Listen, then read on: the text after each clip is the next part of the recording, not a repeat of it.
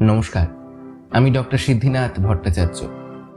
শ্রী রাজশেখর বসুর সঙ্গে আমার আলাপ সেই কলেজ জীবন থেকে। ফলত আমার যুবা বয়সের নানান ঘটনা, নানা কীর্তিকলাপ তিনি ভালো রকমই জানতেন। তেমনই একটি ঘটনাকে নিয়ে লেখেন এই তিলোত্তম ছোট গল্পটি। 1361 বঙ্গাব্দে গল্পটি প্রথম প্রকাশিত হয়।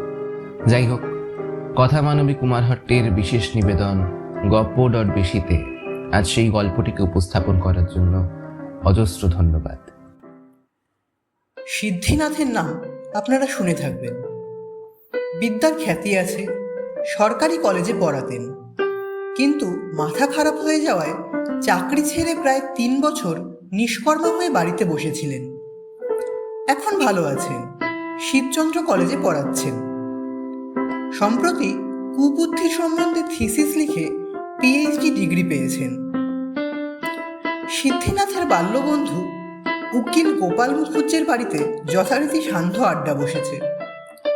উপস্থিত আছেন গোপালবাবু, তার পত্নী নমিতা, নমিতার ছোট বোন সিদ্ধিনাথের ভূতপূর্ব ছাত্রী অসিতা, অসিতার স্বামী রমেশ ডাক্তার, আর সিদ্ধিনাথ। সিদ্ধিনাথের বাড়ি খুব কাছে। তার স্ত্রী নবদুর্গা একটু সেকেলে। এই মেয়ে পুরুষের আড্ডায় তিনি আসেন না। আড্ডার শুরুতে গোপালবাবু বললেন, ওহে সিদ্ধিনাথ, তুমি ডক্টরেট পেয়েছ, তাতে আমরা সবাই খুশি হয়েছি। সম্মান তোমার বিদ্যের তুলনায় অবশ্য কিছুই নয়, তবে শোনায় ভালো, ডক্টর সিদ্ধিনাথ ভট্টাচার্য। নমিতা তোমাকে আর অশ্রদ্ধা করতে পারবে না। নমিতা বললেন, ডক্টর একটা নিতান্ত বাজে উপাধি। ঘন্টা ঘন্টা ডক্টর পথে ঘাটে গড়াগড়ি খাচ্ছে। আমি ওকে একটি ভালো উপাধি দিচ্ছি, বক বক্তা। অসিতা বলল, এর মানে কি দিদি? মানে খুব সোজা, যে বকে সে বক্তা, আর যে বক বক করে সে বক বক্তা। সিদ্ধিনাথ বললেন, থ্যাংক ইউ নমিতা দেবী, আপনার প্রদত্ত উপাধিটির মর্যাদা রাখতে আমি সদাই চেষ্টা করব। নমিতা বললেন, তবে আর সময় নষ্ট করছেন কেন? আপনার বক্তৃতা এখনই শুরু করুন না। কোন বিষয় শুনতে চান? শঙ্করের অদ্বৈতবাদ, মার্কসের দান্দিক জড়বাদ, শরীরতত্ত্ব, সমাজতত্ত্ব, নাকি পরলোক তত্ত্ব? গোপালবাবু বললেন, ওসব নিরস তত্ত্ব শুনতে চাই না। প্রেমের কথা যদি তোমার কিছু জানা থাকে তো তাই বলো। সে তো ভায়া হাড়ে হাড়ে জানা আছে। আমি নিজেই একবার বিশ্রী রকম প্রেমে পড়েছিলাম। নমিতা বললেন, আস্পর্ধা কম নয়, বাড়িতে পাহারাওয়ালি গিন্নি থাকতে প্রেমে পড়লেন কোন আক্কেলে? বলতে লজ্জা হয় না? মানুষের যা স্বাভাবিক ধর্ম তা স্বীকার করতে লজ্জা হবে কেন? আপনার মুখেই তো শুনেছি যে অসিতার বউ ভাতের ভোজে আপনি গপ গপ করে 4 ঘন্টা ভেটকি মাছের ফ্রাই খেয়েছিলেন। তার জন্য তো আপনাকে রাক্ষসী কি মেচো পেতনি বলছি না একবারও। গোপালবাবু বললেন, আহ, ঝগড়া করো কেন? নমিতা, সিধুকে বলতে দাও, তোমার মন্তব্য শেষে করো। সিদ্ধিনাথ বলতে লাগলেন, ব্যাপারটা ঘটেছিল বিয়ের আগে।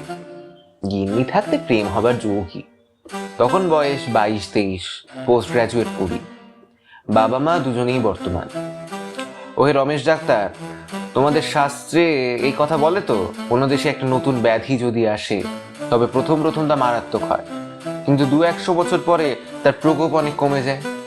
রমেশ বলল, আগে হ্যাঁ, কোনো কোনো রোগের বেলা তাই হয় বটে। প্রেমও সেই রকম ব্যাধি। এর 3 দশা আছে। প্রাইমারি স্টেজে প্রেম হলো 90% লালসা, 10% ভালোবাসা। সেকেন্ডারি স্টেজে হাফ অ্যান্ড হাফ। টারশিয়ারিতে প্রায় সবটাই ভালোবাসা, নামমাত্র লালসা। আগেকার দিনে পূর্বরাগ অর্থাৎ প্রেমের প্রথম আক্রমণ অতি সাংঘাতিক হতো। কাদম্বরীতে বাণভট্ট লিখেছেন, মহাশ্বে তার প্রেমে পড়ে পুণ্ডরিক হার্ট ফেল করে মারা যায়। আরব্য উপন্যাসের অনেক নায়ক নায়িকা প্রেমে শয্যাশায়ী হতো। অমন যে জবরদস্ত রাজস্বী আওরঙ্গজেব বাদশাহ, তিনিও প্রথম যৌবনে গোলকোন্ডার এক নবাব নন্দিনীকে দেখে নাকি মরণাপন্ন হয়েছিলেন। আজকাল এরকম বড় একটা দেখা যায় না, কারণ মেয়ে পুরুষ সবাই খুব হিসেবি হয়েছে। আর তাছাড়া দেদার প্রেমের গল্প পড়ে আর সিনেমার ছবি দেখে খানিকটা ইমিউনিটিও এসেছে বটে। কিন্তু দৈবক্রমে আমি যে প্রেমের কবলে পড়েছিল তা সেই সেকেলে ভিরুলেন্ট টাইপের। তবে বেশি ভুগতে হয়নি, 5 দিনের মধ্যেই সেরে উঠি। নমিতা বললেন, কিসে সারলো? পেনিসিলিন না খ্যাপা কুকুরের ইঞ্জেকশনে? ওষুধের কাজ নয়, গুরুর কৃপায় সেরেছিল। আপনি তো পাষণ্ড লোক, আপনার আবার গুরু কে? যিনি জ্ঞানদাতা বা শিক্ষাদাতা তিনিই গুরু। সম্প্রতি আমার 2টি গুরু জুটেছে, আমার ছাত্র পরাশর হোর আর এ পাড়ার ওই বখাটে ছোকরা গুলচাঁদ। পরাশরের কাছে কবিতা রচনা শিখছি আর গুলচাঁদের কাছে বাইসাইকেল চড়া। অসিতা বলল, স্যার, আপনি তো বলতেন কাব্যচর্চা আর গাঁজা খাওয়া 2ই সমান, তবে শিখছেন কেন? কিছু লিখছেন নাকি? হরি হরি, লেখবার জন্য শিখছি। শুধু কবিতা লেখার প্যাঁচটা জানতে চাই। আর বাইসাইকেল শিখছি ট্রাম বাসের ভাড়া বাঁচাবার জন্য। দেখো অসিতা, কবিতা লেখা অতি সোজা কাজ। মাসখানেক প্র্যাকটিস করলে তুমিও পারবে, হয়তো তোমার দিদিও বছরখানেক চেষ্টা করলে পারবেন। কেন যে লোকে কবিদের খাতির করে। নমিতা বললেন, বাজে কথা রাখুন, কার সঙ্গে প্রেম হয়েছিল? অত চট করে সারলই বা কি করে? প্রতিদ্বন্দ্বী আপনাকে ঠেঙিয়েছিল নাকি? ধৈর্য ধরুন, যথাক্রমে সবই শুনবে। প্রেমে পড়ার 4-5 ঘন্টার মধ্যেই কাবু হয়েছিল। খাবারের রুচি নেই, মাথা টিপ টিপ করে, বুক ঢিপ ঢিপ করে, ঘুম মোটেই হয় না। লেখাপড়া চুল হয়ে গেল, 24 ঘন্টা একেবারে শয্যাশায়ী। মা বললেন, আরে শিরু, তোর হয়েছেটা কি?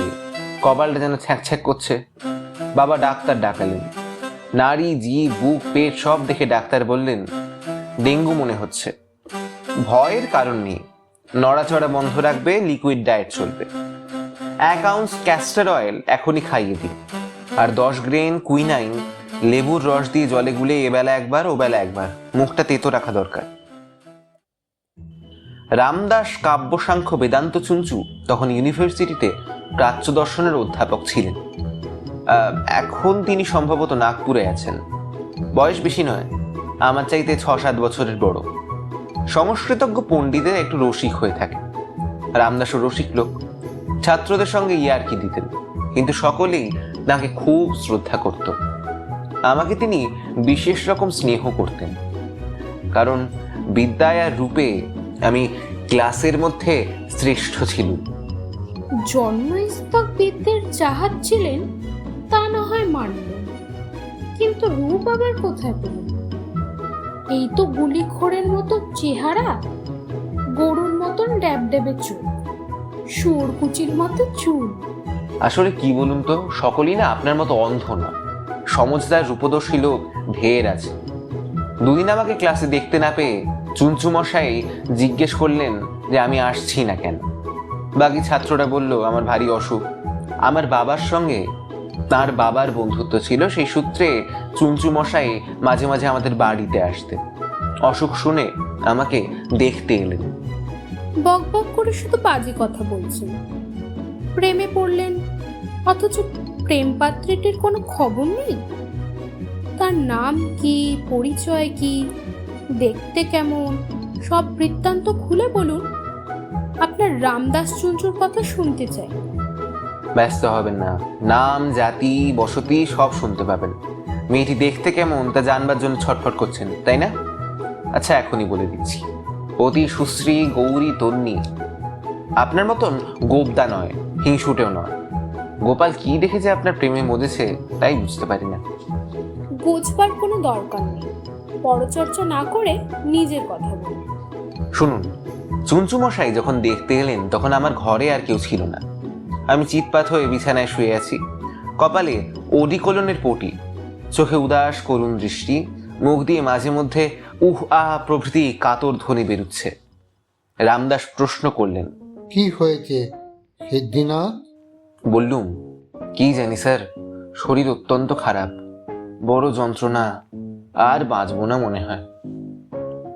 চুঞ্চু মশাই আমার নাড়ি দেখলেন, চোখ দেখলেন, বুক আর পিঠে হাত বুলোলেন, তারপর ঠোঁট কুঁচকে মাথা নেড়ে বললেন, সব লক্ষণ মিলে যাচ্ছে। কিসের লক্ষণ পণ্ডিত মশাই? সাত্ত্বিক বিকারের অষ্টলক্ষণ প্রকট হয়েছে।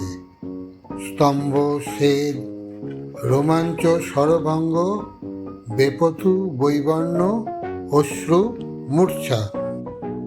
স্যার, সাত্ত্বিক বিকার মানে কি? মানে তুমি ঘোরতর প্রেমে পড়েছ, সুদুস্তর পঙ্কে আকণ্ঠ নিমজ্জিত হয়ে হাবুডুবু খাচ্ছ। ঠিক বলেছি কিনা? আমি ঢাকবার চেষ্টা করলুম না, বললুম, আগে তা ঠিক। পাত্রীটি কে? নাম ধাম বলে ফেলো। যদি অলঙ্ঘ্য বাধা না থাকে তবে সম্বন্ধের চেষ্টা করব। কোনো আশা নেই স্যার। বৈবাহিক অবৈবাহিক কোনো সম্পর্কই হবার জো নেই। আমার নাগালের একদম বাইরে। চুনচু মশাই বললেন, যদি নাগালের বাইরেই হয় এবং কোনো আশা না থাকে তবে বৃথা তার চিন্তা করছো কেন? মন থেকে একেবারে মুছে ফেলো। চেষ্টা তো করছি, কিন্তু পারছি না তো। আচ্ছা, তার ব্যবস্থা আমি করছি। আগে তার পরিচয় দাও। আমি সবিস্তারে পরিচয় দিলুম। তাকে সিনেমায় দেখেছি, তিলোত্তমা ছবিতে নায়িকার পার্টে। আরে রাম রাম, ছি ছি, এত ভনিতার পর সিনেমার অ্যাক্ট্রেস? স্কুলের চ্যাংড়া ছেলেরাই তো সেরকম প্রেমে পড়ে। ডক্টর সিদ্ধিনাথ বকবক্তার নজর এত ছোট তো মনে করিনি। উঁচুদরের কিছু আশা করেছিল, অন্তত একটি পিস্তলবালি অগ্নিদিদি কিংবা নাটোরের বনলতা সেন। অসিতা বলল, অমন আশা তোমার করাই অন্যায় দিদি। এর তো তখন কম বয়স। তখন তিনি ডাক্তার, বকবক্তা, কোনো খেতাবই তো পাননি। দেখুন, ছি ছি করবার কোনো কারণ নেই। আমার মনোরথে আকাশের নক্ষত্র জোতা ছিল। তিলোত্তমা ছবিতে সে নায়িকা সেজেছিল। তার নিজের নামও তিলোত্তমা। তার বাপ আর ঠাকুরদা বাঙালি, ঠাকুমা বর্মী, মা অ্যাংলো ইন্ডিয়ান, দিদিমা ইংরেজ এবং সম্ভবত দাদামশাই পাঞ্জাবি। অ্যাভারেজ বাঙালি মেয়ে মোটেই সুশ্রী নয়। জারুল কাঠের মতন গায়ের রং, ছোট ছোট চোখ, একান থেকে ওকান পর্যন্ত মুখের হাঁ যেন ইঁদুর ধরা জাঁতা কল, মোটা ঠোঁট, থুতনি এতটুকু। বিশ্বাস না হয় তো আশিতে মুখ দেখবেন। নমিতা বললেন, বাঙালি পুরুষের চেহারা কেমন হয় তা শুনবেন? জোয়ারে গরম, আবলুস কাঠের মতো রং। সিদ্ধিনাথ হাত নেড়ে বললেন, থামুন থামুন, যা বলবার গোপালকে আড়ালে বলবেন।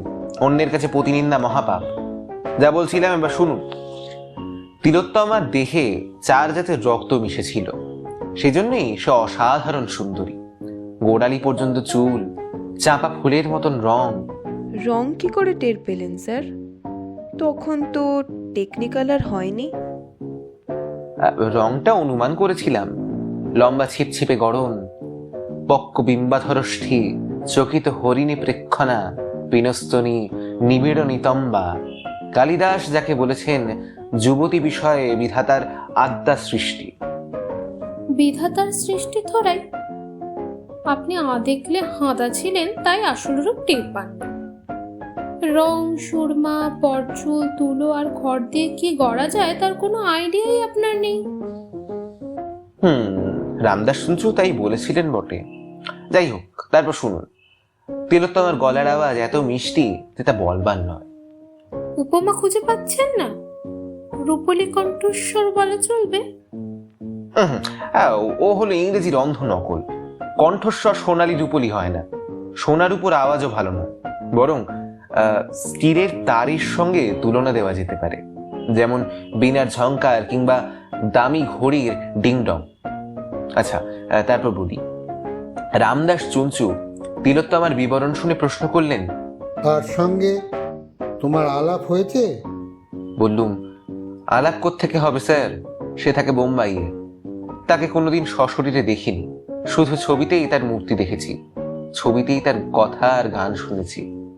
চুনচু মশাই সহাস্যে বললেন, বেশ বেশ, কায়া দেখনি, শুধু ছায়া দেখেছ। এখন শুয়ে শুয়ে ছায়াও দেখছো না, শুধু মায়া দেখছো। ভয় নেই, আমি তোমাকে উদ্ধার করব। সাংখ্য দর্শন বলে প্রকৃতি এক আর পুরুষ অনেক। পুরুষ আসলে শুদ্ধ, বুদ্ধ, নির্বিকার, কিন্তু তার সামনে যখন প্রকৃতি সেজে গুজে নৃত্য করে তখন পুরুষের বিকার হয়, সে ভবযন্ত্রণা ভোগ করে। প্রজ্ঞা লাভ করলেই পুরুষের নেশা ছুটে যায়, প্রকৃতি অন্তর্হিত হয়। তুমি একজন পুরুষ, তিলোত্তমা রূপা প্রকৃতি তোমার সামনে নেচেছিল, এখনো তোমার মনের মধ্যে নাচছে, তাই তোমার এই দুর্দশা। বৎস সিদ্ধিনাথ, প্রবুদ্ধ হও, তোমার পৌরুষ দেখাও। প্রকৃতিকে ধমক দিয়ে বলো, দূর হও মায়াবিনী, ভাগো, গেট আউট। ক্ষুদ্র হৃদয় দৌর্বল্য ঝেড়ে ফেলে দিয়ে মোহমুক্ত হয়ে কৈবল্য লাভ করো। ওসব তত্ত্ব কথায় কিছুই হবে না স্যার। বেশ, সাংখ্যে যদি কাজ না হয় তবে অদ্বৈতবাদ শোনো। এই জগতে হরেক রকম যা দেখছো তার কোনো অস্তিত্ব নেই, শুধুই মায়া। একমাত্র ব্রহ্মই আছেন, তিনি পুরুষ নন, স্ত্রী নন, ক্লীবলিঙ্গ, এবং তুমিই সেই ব্রহ্ম। বলেন কি স্যার, আপনি ব্রহ্ম নন? আমিও ব্রহ্ম। তিলোত্তমা, তোমার সহপাঠীরা, তোমাদের ভাইস চ্যান্সেলর, প্রত্যেকেই ব্রহ্ম, সবাই এক, শুধু মায়ার জন্য আলাদা আলাদা বোধ হয়। আপনি বলতে চান তিলোত্তমা আর আমাদের বাড়ির কুঁজিবুড়ি ঝি দুই এক? তাতে বিন্দুমাত্র সন্দেহ নেই।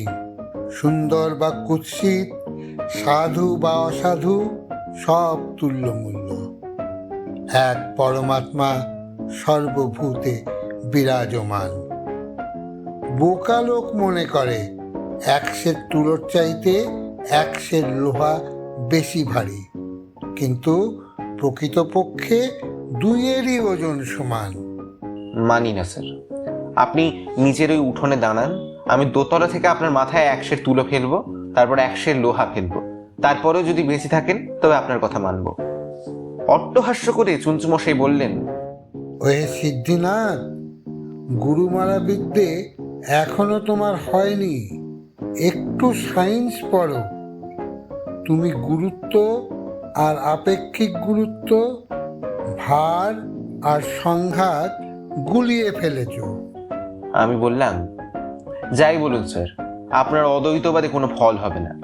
তিলোত্তমা হচ্ছে অলোক সামান্য নারী, তার সঙ্গে কারো তুলনা হতেই পারে না।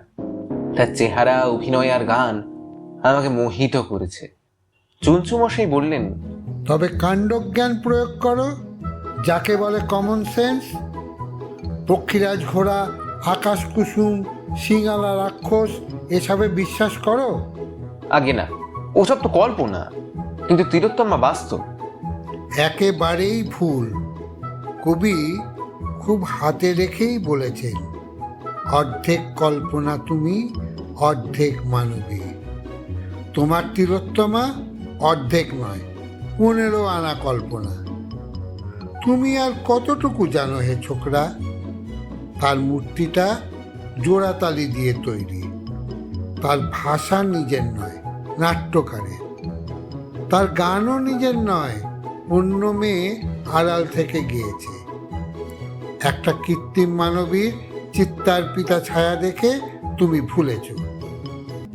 তার মেজাজ তুমি জানো না, হয়তো খেঁকি কুদুলি, হয়তো নেশা করে, হয়তো দেমাকে মটমট করছে, হয়তো তার কালচারও বিশেষ কিছু নেই। একটু ভেবে আমি বললুম, পণ্ডিত মশাই, আপনার কথা শুনে এখন মনে পড়ছে তিলোত্তমা সরোবরকে সরোবর, জিহ্বাকে জেহোভা আর প্রেমকে ফ্রেম বলেছিল। তবেই বোঝো তুমি আবার ভীষণ খুঁতখুঁতে। যদি তোমাদের মিলন হয়, তার সঙ্গে যদি ঘর করো, তবে দুদিনেই তার গ্ল্যামার লোপ পাবে।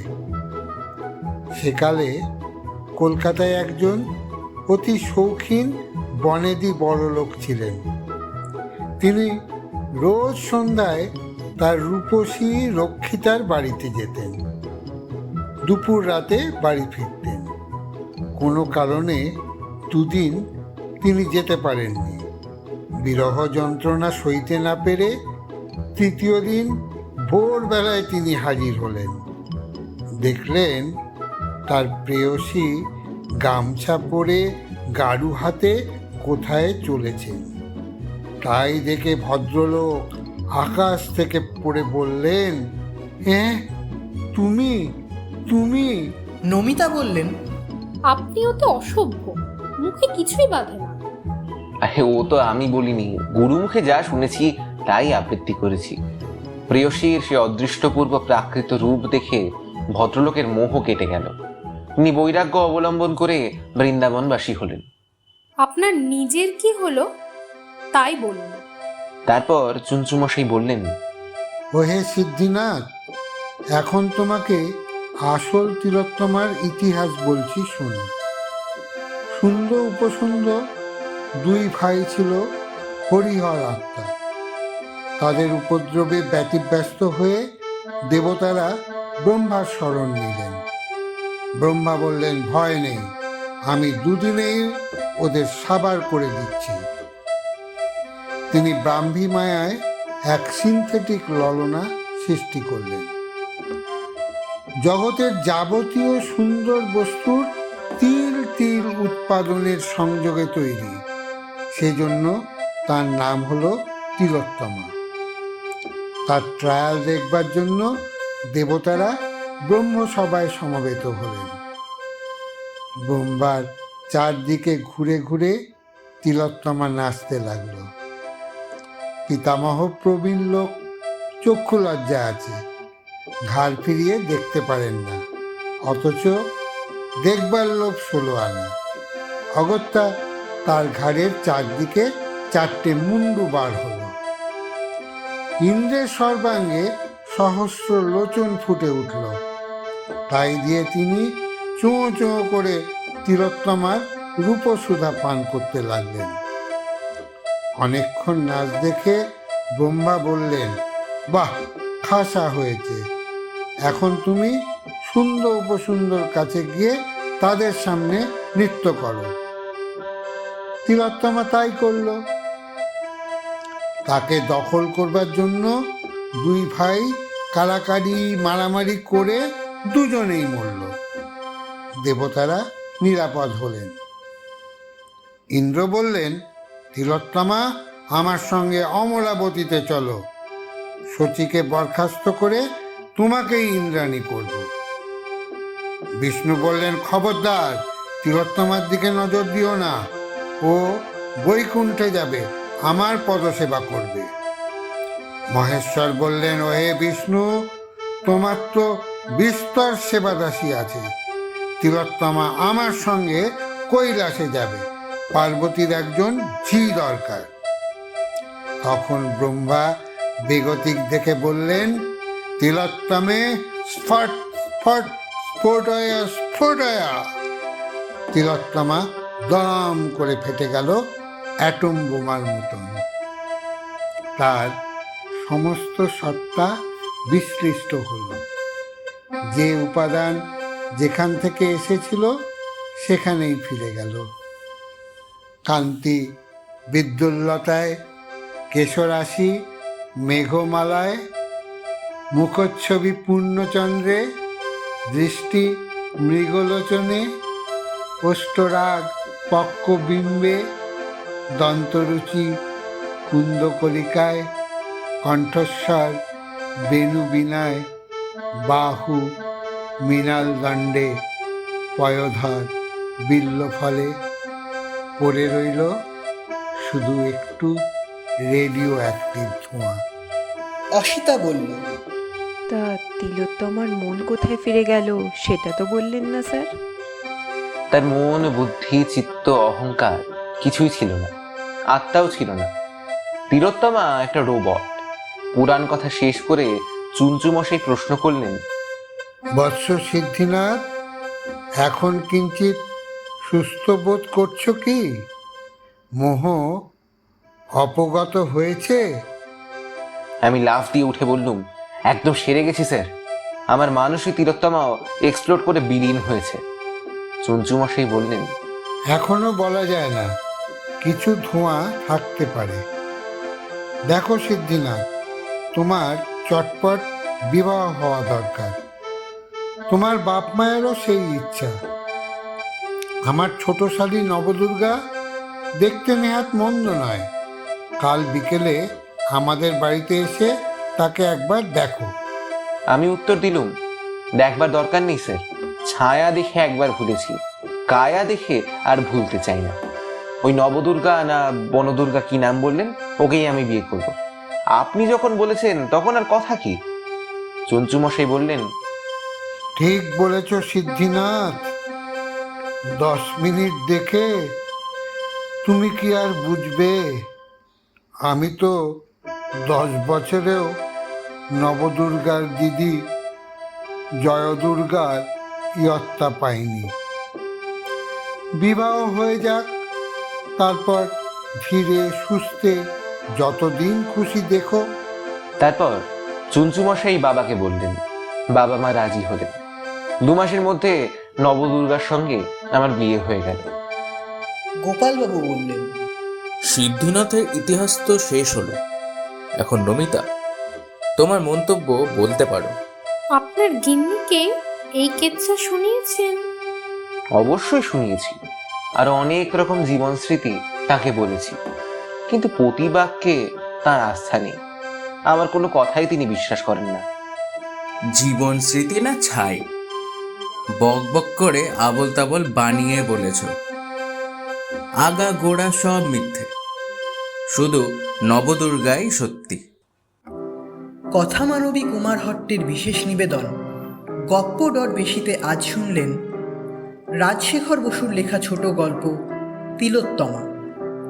চঞ্চুমশাইয়ের চরিত্রে শুভাশিস, গোপালের চরিত্রে হৃদাকাশ, নমিতার চরিত্রে অনন্যা, অসিতার চরিত্রে সম্প্রীতি, সিদ্ধিনাথ ও অন্যান্য চরিত্রে শ্রমণ, কথক আমি অনির্বাণ, শাব্দিক সম্পাদনায় হৃদাকাশ, প্রচার চিত্র প্রস্তুতি, আবহ সঙ্গীত ও পর্ব পরিচালনায় শ্রমণ। আশা করি আমাদের আজকের এই নিবেদন আপনাদের ভালো লেগেছে। এভাবেই পাশে থাকবেন আমাদের। আগামী দিনে আরও অনেক গপ্প নিয়ে হাজির হবে টিম গপ্প ডট বেশি। ধন্যবাদ।